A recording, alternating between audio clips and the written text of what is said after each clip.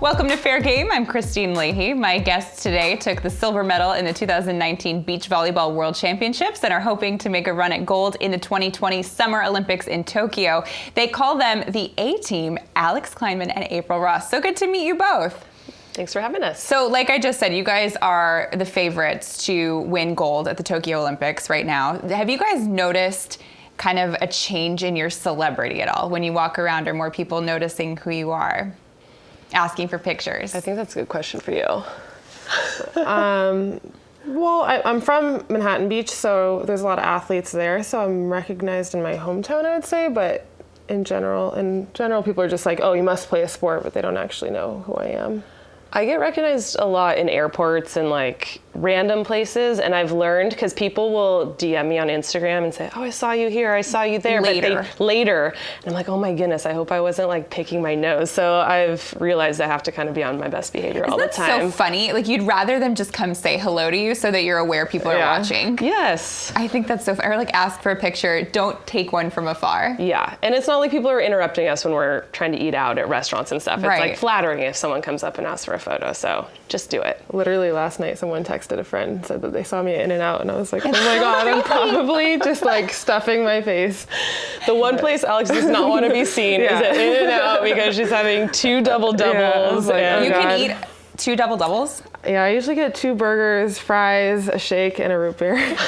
That is so not fair. How can you do that and you can still play? And beach is like probably one of the most rigorous She sports. eats more than any person I've ever met in my entire life. I'm so jealous. And you actually eat more than most people I've met, I too. normally do, but we got our metabolism tested earlier this year, and mine's like decently high. I'm like 1,700 at resting, and hers is like 2,000. She burns just 2,000 but calories it's like a day, resting, like not even doing moving anything. Like a finger. Like while she's sleeping, she's burning 2,000 calories a day. So 2 milkshakes, you're good. Yeah, no easy. problem. You don't even have to work out.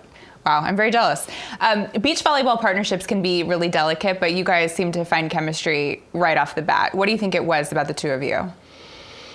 Well, I think we have similar upbringings as far as volleyball goes. We played for really demanding clubs in Southern California. It was highly competitive.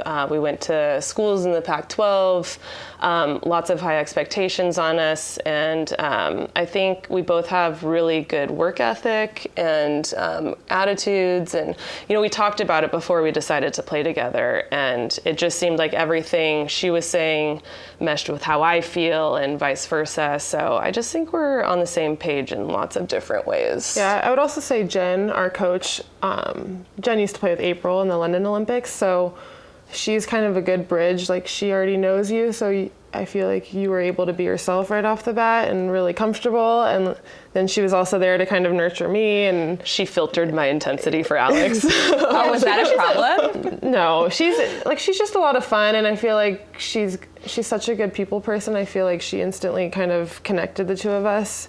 But I'm really like, when we're training, I'm just like all about business. And, you know, it's beach volleyball, and like people show up to practice, they want to chat about what we did last night, what we did over the weekend, and sometimes I'm just like, I don't want any of that. Like, I'm just focused, I'm here to work, and her and Jen can like chat about all that kind of stuff. And so Jen's like the buffer, I feel like, between us. So you were in the market for a new partner because you were splitting with Carrie Walsh-Jennings.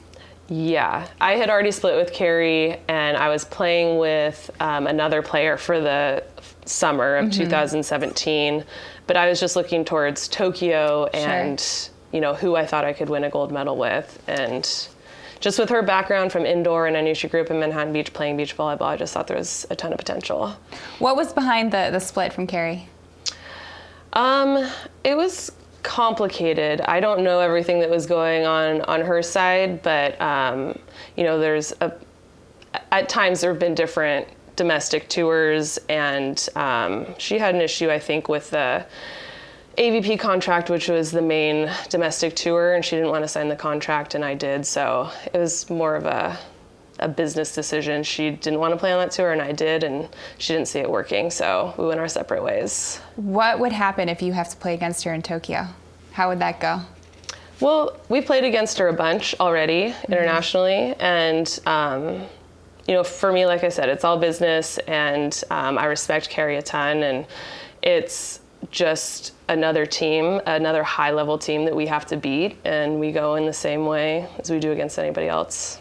You've said about breakups before. I say breakup because of splitting with a partner with Keo Burdine. You said that was like breaking up with a boyfriend almost. Yeah, Keo was my very first beach volleyball partner. She got me into beach volleyball, and we played one whole year in the qualifier, lost a ton of money, but like had a great time, and got into the main draw a few times, like did well in a couple tournaments, and I think she saw that we had a future. But in my mind, like, you have to, when you're first in the sport, you have to get with a veteran player. You have to learn the ropes and have somebody show you how to do it. And that's what I really wanted. And so in my head, I was like, we're both, have a lot of potential. Like, let's split ways. I tried to pose it like it's good for both of us, and we'll find like partners that, can help us improve. And she just did not take it that way. And I felt like I broke up with a boyfriend, and she was really upset. And we didn't talk for a while after that. What was it that you saw in Alix that made you think, okay, I'm gonna go tell her I have this idea?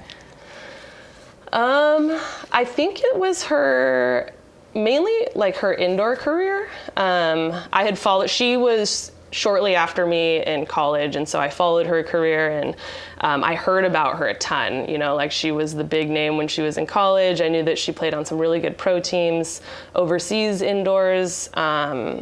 And I knew her motivation for switching to the beach was right. She wanted to make the Olympics, and I know how motivating that can be. And so, to have that fire under you, I want that on my team. Right. So if this all works out, this will be your first Olympics.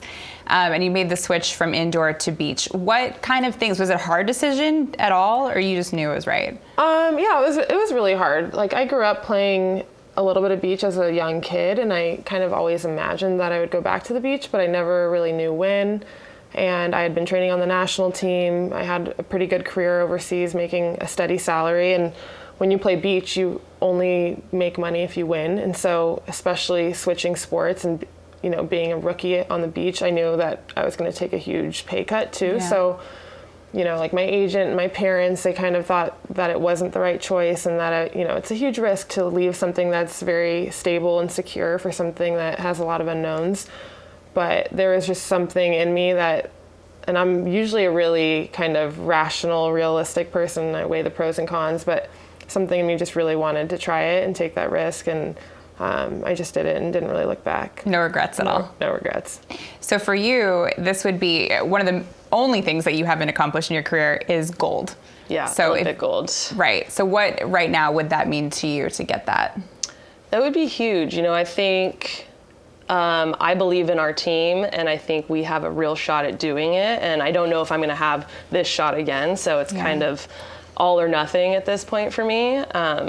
And I feel like I can put everything into it and have no regrets. I've accomplished a lot in my career so far, and it's really freeing to just be able to, put the pedal to the metal and just go all out. And it would make my career, like, I could ride off into the sunset and just be like, Is that what you would do? Would you retire after? No way. No? Oh, no way. Oh, so you guys have talked about this already. Well, I go back and forth. I'm like, oh my, because it's so intense, and like, it's such a grind, and I've played for so long. Sometimes like retirement sounds really nice, but. And it's like, because there's only 2 people on a team, it's more taxing than I would say most sports, just because you carry such a large portion of the responsibility. Yeah. So I think I just want like a couple month break afterwards, but I'm gonna, it's such a blessing to be able to play the sport as my job, and I'm just gonna play it for as long as I can.